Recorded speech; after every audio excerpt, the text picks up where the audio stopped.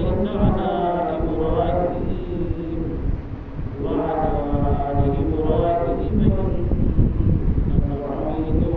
مجيد اللهم بارك على محمد وعلى آل محمد كما باركت على إبراهيم وعلى آل إبراهيم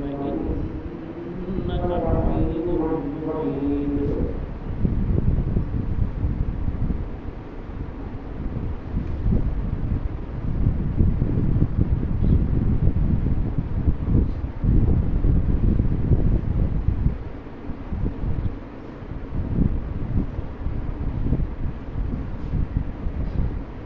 میرے انتہائی واجب الاحترام بزرگوں، دوستوں، بھائیوں،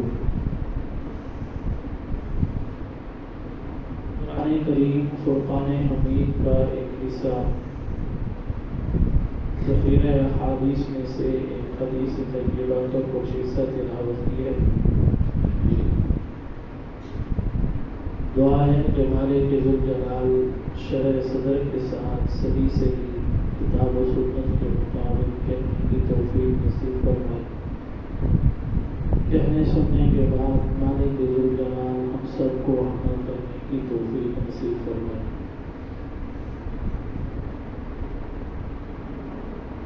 پچھلے 2-3 جمعوں سے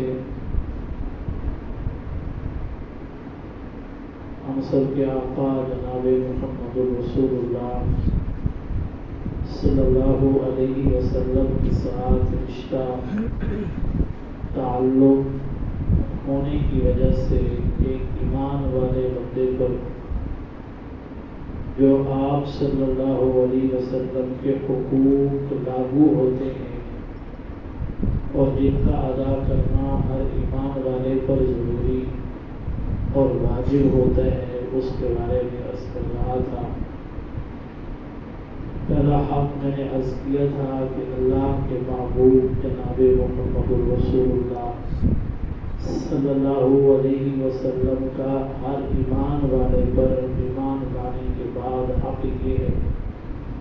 کہ آقا علیہ الصلوۃ والسلام کی ذات بابرکات پر ایمان لانا، یعنی آپ کی ہر ایک ادا، ہر ایک بات اور ہر ایک فعل اور ہر ایک عمل کو سچا ہر لحاظ سے جاننا اور اس کو ہر ایک یقین کردہ چیز سے بڑھ کر اس پر یقین کرنا، یہ پہلا حق تھا۔ دوسرا حق یہ عرض کیا تھا کہ کائنات میں سے ہر ایک عزیز ترین چیز سے بڑھ کر جس ذات اقدس سے ہر ایک مومن کو الفت محبت ہونا چاہیے، وہ جناب محمد رسول اللہ کی ذات بابرکات ہے۔ تیسرا حق آج کی مجلس میں عرض کرنا چاہوں گا۔ تیسرا حق ہے ہر ایمان والے بندے پر آقا مدنی کریم صلی اللہ علیہ وسلم کا کہ آپ کی تعظیم و توقیر کرنا، آپ کی عزت و اکرام کرنا، آپ کے احترام اور آپ کے ادب کو ہر حال میں، ہر لمحے میں، ہر وقت میں، ہر گھڑی میں ملحوظ خاطر رکھنا، یہ ہر مومن بندے پر جناب محمد رسول اللہ صلی اللہ علیہ وسلم کا حق ہے۔ دنیا کے اندر ایک قانون، ضابطہ اور اصول یہ ہے کہ دنیا کے اندر جب بھی کوئی چھوٹا کسی بڑے کو پکارتا ہے، خطاب کرتا ہے، تو اس کے لیے ضروری اور لازمی ہوتا ہے کہ وہ چھوٹا بڑے کو جب بھی پکارے یا خطاب کرے تو اس کو نام لے کر نہ پکارے نہ خطاب کرے۔ اگر کوئی چھوٹا کسی بڑے کو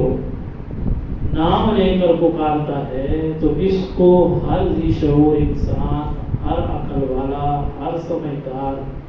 ہر پڑھا لکھا انسان اس چیز کو بے ادبی سمجھتا ہے، اور وہ پکارنے والا ہر ایک کی نظر میں بے ادب کہلاتا ہے، بے ادب ہوتا ہے، چاہے وہ بڑا پھر عمر کے لحاظ سے بڑا ہو، حیثیت کے لحاظ سے بڑا ہو، کسی عہدے کے لحاظ سے بڑا ہو، عزت اور شرافت کے لحاظ سے بڑا ہو، علم و عمل اور تقوی و طہارت کے اعتبار سے بڑا ہو، کسی بھی اعتبار سے بڑا ہو،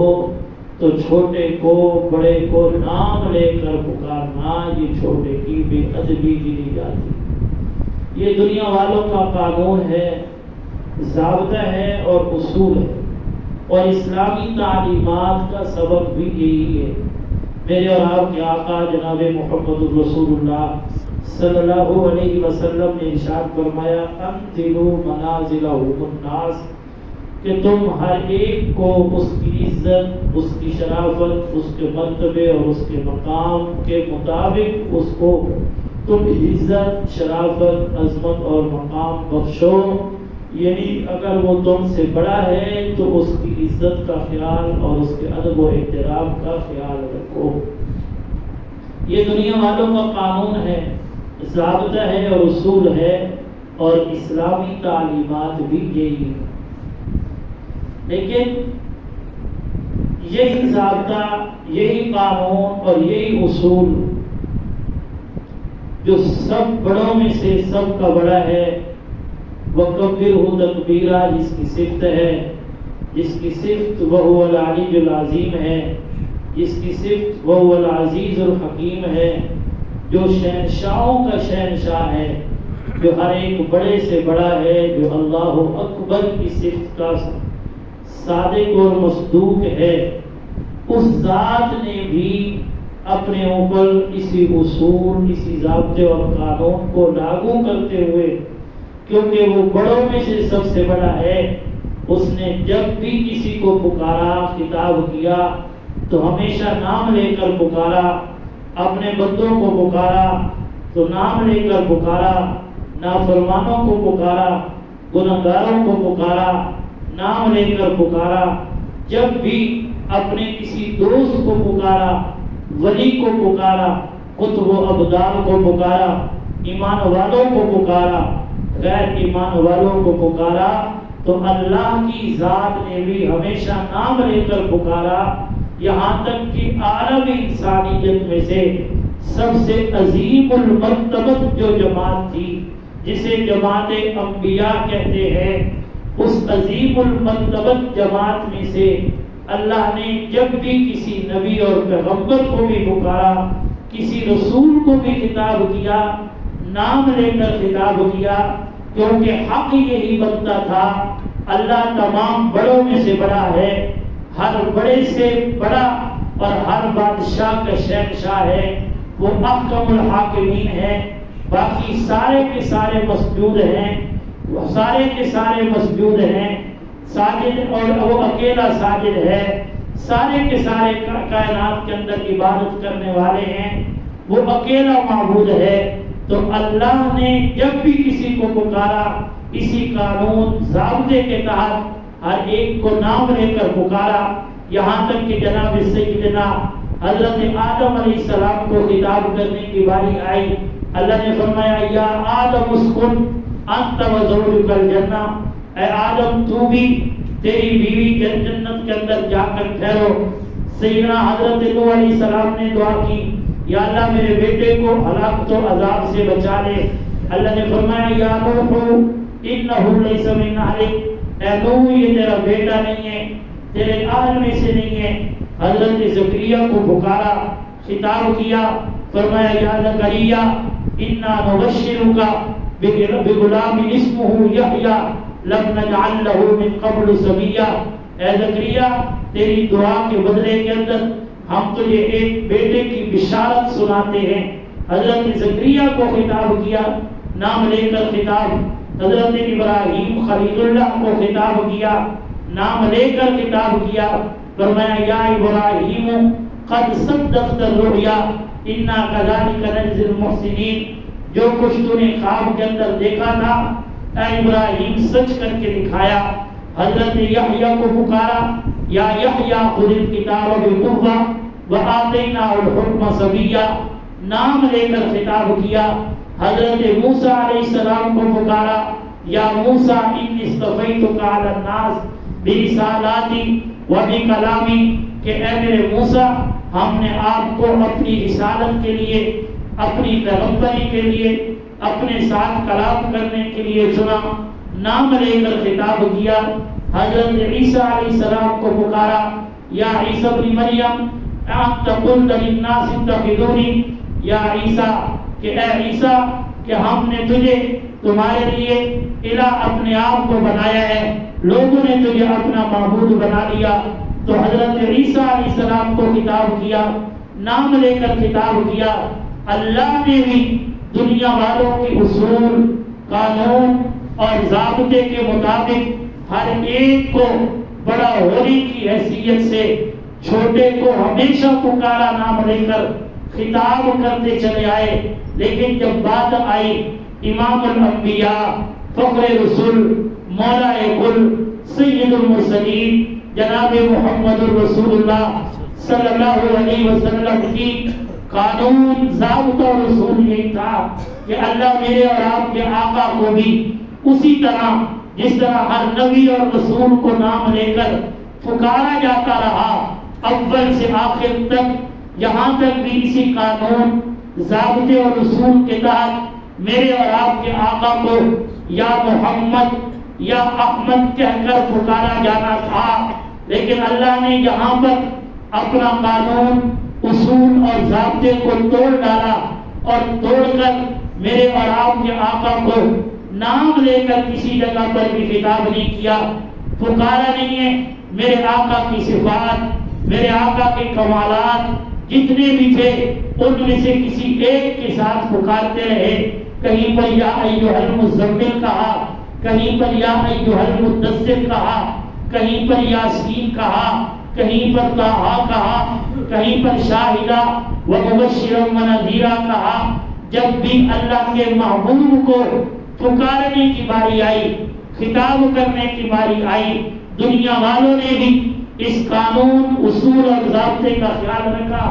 اللہ نے بھی اسی قانون, ضابطے کے مطابق اپنے ہر ایک بنانے والے کو, ہر ایک پکارنے والے کو اسی انداز کے اندر پکارتے چلے آئے. جب میرے اور آپ کے آقا جناب محمد الرسول اللہ صلی اللہ علیہ وسلم کی باری آئی تو میرے آقا نے کسی بھی جگہ پر میرے آقا کو نام لے کر نہیں پکارا. اس بات کو میرے آقا, میرے اللہ نے اپنے بندوں کو یہ بات سمجھا دی اور یہ کہہ دیا. حق تو یہ تھا کہ جب میں بڑا تھا یہ میرا بندہ تھا اور میں اس کا الہ تھا اور یہ سب کچھ اس کو میں نے عطا کیا, تو میں اگر چاہتا یہ میرا غلام بھی تھا, یہ میرا بندہ بھی تھا, یہ میرے سامنے سجدہ کرنے والا بھی تھا, یہ میری مان کر چلنے والا بھی تھا, چاہتا تو حق یہی تھا میں اس کو بھی نام لے کر پکارتا. لیکن میں نے اس کو نام لے کر نہیں پکارا. وجہ اس کی تعظیم, اس کی توقیر, اس کی عزت و شرافت, اس کی ادب و تکریم کا جب میں نے خیال رکھا ہے ہر لحاظ کے اندر, صرف اور صرف اس لیے تاکہ میرے بندے بھی اس چیز کا ہر حال کے اندر, ہر لمحے کے اندر, ہر گھڑی کے اندر, ہر معاملے کے اندر, ہر وقت کے اندر, چاہے وہ صحبت ہو کسی بھی انداز کے اندر, میرے آقا کی بے احترامی, بے توقیری, بے تکریمی, بے عزتی, میرے پیغمبر کی بے عظمتی کو یہ اپنی زبان پر, اپنے فعل کے اندر, کسی حال کے اندر لے آئیں تو یہ میں اللہ ایک لمحے کے لیے بھی کسی کے لیے یہ چیز برداشت نہیں کر سکتا. میں اور آپ کس بات کی موری, وہ انسان جن کے ایمانوں کی گواہی میرے اللہ نے خود دی اور جن کے غلطی پر وکالت میرے اللہ نے خود کی, وہ صحابہ کی جماعت میرے اور آپ کے آقا جناب محمد الرسول اللہ صلی اللہ علیہ وسلم کی مجلس میں بیٹھ کر اگر بات کرتے کرتے اپنی بات کو اونچا کر لیتے تو اللہ ان کو بھی ڈانٹ دیتا اور یوں کہتا لا ترفعوا اصواتکم فوق صوت النبی. ایک چیز کا ہمیشہ خیال رکھنا, بات تم آپس میں کرو یا میرے محبوب سے کرو، کلام تم آپس میں کرو یا میرے محبوب سے کرو، تم اپنی مجلسوں میں کرو یا میرے محبوب کی مجلس کے اندر کرو، ایک چیز کا ہمیشہ خیال رکھنا، تمہاری آواز میرے محبوب کی آواز سے کبھی بلند نہ ہونے پائے۔ اگر تمہاری آواز بھی کسی وجہ سے جان بوجھ کر یا غلطی سے یا تمہاری کیفیات انسانیہ غصے کی حالت میں، خوشی کی حالت میں، جس حالت کے اندر ہر انسان کی نہ سمجھتے ہوئے بھی آواز بعض اوقات بلند ہوتی ہے، اللہ کے تعالیٰ نے ارشاد فرمایا ان حالات کے اندر بھی اگر تمہاری آواز میرے محبوب کی آواز سے بلند ہوئی تو تم نے میرے محبوب کی توقیر کا، عزت کا، میرے محبوب کے ادب کا خیال نہیں رکھا، اور اس کی وجہ سے ان تحبط اعمالکم وانتم لا تشعرون، جو تم نے اعمال کیے، وہ نمازیں جو تم نے میرے پیغمبر کی ابتدا کے اندر پڑھی، وہ جہاد جو تم نے میرے محبوب کا بازو بن کر کیے، وہ زکوٰۃ جو تم نے میرے محبوب پر لوٹا ڈالی، وہ تمام کے تمام سرمایہ جو تم نے کائنات میں سے ہر ایک عزیز ترین چیز کو میرے پیغمبر پر لوٹا ڈالا، میں ہر ایک کو قبول کر چکا ہوں، لیکن اگر بے ادبی کر بیٹھے، بے توقیری کر بیٹھے، بے تعظیمی کر بیٹھے، اگر تھوڑے سے لمحے کے اندر بھی اللہ اعلان کرتے ہیں کہ اے میرے محبوب کے صحابہ اس چیز کا خیال رکھنا، تمہارے سارے کے سارے یہ اعمال، ساری کی ساری عبادات، ساری کی ساری ریاضات، ساری کی ساری تسبیحات ایک لمحے کے 1000ویں حصے سے بھی پہلے میں اس کو ضائع، تباہ و برباد کر دوں گا۔ یہ نہ سمجھنا کہ ہم نے تو پیغمبر کے ساتھ عبادات کی ہیں، اگر صحابہ کے لیے یہ حکم ہے تو میرے اور آپ کے لیے بھی یقیناً یہی حکم ہوگا۔ اس سے آگے بڑھ کر اللہ کا قرآن اعلان کرتا ہے لا تقدموا بین یدی اللہ، اپنے کسی عمل کے اندر، کسی فعل کے اندر، کسی بات کے اندر بھی میرے پیغمبر سے آگے کسی لمحے کے اندر نہ بڑھنا، یہ بھی میرے پیغمبر کی بے ادبی ہوگی، میرے پیغمبر کی بے عزتی ہوگی، میرے پیغمبر کی گستاخی ہوگی۔ ہر لمحے کے اندر، ہر اپنے قول اور فعل اور عمل کے اندر میرے محبوب کی توقیر، عزت و اکرام کا تمہارے اوپر خیال رکھنا واجب ہے۔ اس سے بھی بڑھ کر میرے اللہ نے یوں ارشاد فرمایا لِتُؤْمِنُوا بِاللَّهِ وَرَسُولِهِ کہ اے ایمان والو جب تم اللہ پر بھی ایمان لے آؤ، اس کے رسول پر بھی ایمان لے آؤ، پھر ایمان لانے کے بعد تمہارے لیے جو سب سے پہلے ضروری چیز ہے وہ ہے وَتُعَزِّرُوا وَتُوَقِّرُوا کہ تم نے میرے پیغمبر کی تعظیم و تکریم کا خیال رکھنا ہے، وَتُسَبِّحُوهُ بُكْرَةً وَأَصِيلًا عبادات کا، اطاعت خداوندی کا، عبادت خداوندی کا، ریاضات خداوندی کا بعد کے اندر حکم ہے۔ اللہ اور اس کے رسول پر ایمان لانے کے بعد اللہ ایمان والوں کو خطاب کر کے کہتے ہیں کہ ایمان لانے کے بعد عبادات کے اندر قدم رکھنے سے پہلے تمہیں اس چیز کا خیال رکھنا ہوگا وَتُعَزِّرُوهُ وَتُوَقِّرُوهُ تم نے میرے پیغمبر کی تعظیم و توقیر، میرے پیغمبر کی عزت و اکرام کا خیال رکھنا ہوگا۔ اگر تمہارے دل کے اندر، تمہاری کیفیات کے اندر، تمہارے خیالات کے اندر، تمہارے قول و اعمال کے اندر، کسی بھی لمحے کے اندر اگر تمہارے دل کے اندر میرے پیغمبر کی عزت و تکریم نہیں، میرے پیغمبر کے احترام و ادب نہیں، تو پھر یاد رکھیے اس سے آگے بڑھنے کی ضرورت نہیں۔ اللہ نے پہلے کہا پہلے اس چیز کی ضرورت ہے، اس کے بعد تمہاری عبادات، تمہاری اطاعات، تمہاری ریاضات، تمہاری تسبیحات، تمہارا ہر ایک عمل میری بارگاہ کے اندر قابل قبول ہے۔ اور اگر تعظیم و توقیر، پیغمبر کا ادب و احترام تمہارے دل کے اندر نہیں، تمہارے قول و عمل اور فعل کے اندر نہیں، تو اللہ اعلان کر رہے ہیں پھر تمہارے کسی بھی عبادت کا میرے نزدیک بالکل یا طور پر کسی بھی طرح کا وہ عمل قابل قبول نہیں۔ اس سے آگے بڑھے میرے پیغمبر کے لیے اللہ نے آداب کو بیان کرتے ہوئے، عزت و اکرام، تعظیم و توقیر کا خیال رکھتے ہوئے اپنے بندوں کو یوں خطاب کیا لا تجعلوا دعاء الرسول بینکم کدعاء بعضکم بعضا تم اپنی مجلسوں میں اپنے معاشرے کے اندر تم اپنی جگہوں کے اندر اس چیز کا خیال نہیں رکھتے، اپنے باپ اپنے بھائی کو، اپنے چھوٹے کو، اپنے ساتھی کو، دوست احباب کو، رشتہ داروں کو بلاتے ہوئے کسی بھی لفظ سے، کسی بھی انداز کے اندر، کسی بھی کیفیت کے ساتھ تم پکار لیتے ہو، ہم تمہیں نہیں کہتے کہ تم اس طرح کیوں پکارتے ہو، لیکن ایک چیز کا خیال رکھنا، جس طرح تم ایک دوسرے کو اپنے مجلسوں کے اندر اپنے ہاں پکارتے ہو، لا تجعلوا دعاء الرسول، ہرگز کہ تمہیں اجازت نہیں ہے کہ تم میرے رسول کو، میرے پیغمبر کو اس طرح پکارو جس طرح تم ایک دوسرے کو پکارتے ہو۔ اس طرح تو ہم نے نہیں پکارا، ہم نے جب پکارا یا ایھا المزمل کہہ کر پکارا، جب پکارا یا ایھا المدثر کہہ کر پکارا، جب بھی پکارا کسی نہ کسی صفت اور کمال کو ذکر کر کے پکارا، جب ہم نے پیغمبر کی عزت و توقیر اور شرافت و عظمت کا خیال رکھتے ہوئے اس کو پکارا ہے، حالانکہ حق یہ تھا ہم نام لے کر پکار سکتے تھے، تمہارے لیے حق نہیں ہے کیونکہ چھوٹے ہو، عزت و شرافت عظمت و منقبت میں میرا نبی سب سے بلند و بالا ہے، اس لیے جب بھی پکارنے کا وقت آئے اس طرح نہیں پکارنا جس طرح تم ایک دوسرے کو پکارتے ہو۔ یا اللہ اگر پکار لیا پھر فرمایا پھر انتظار کرو کس چیز کا،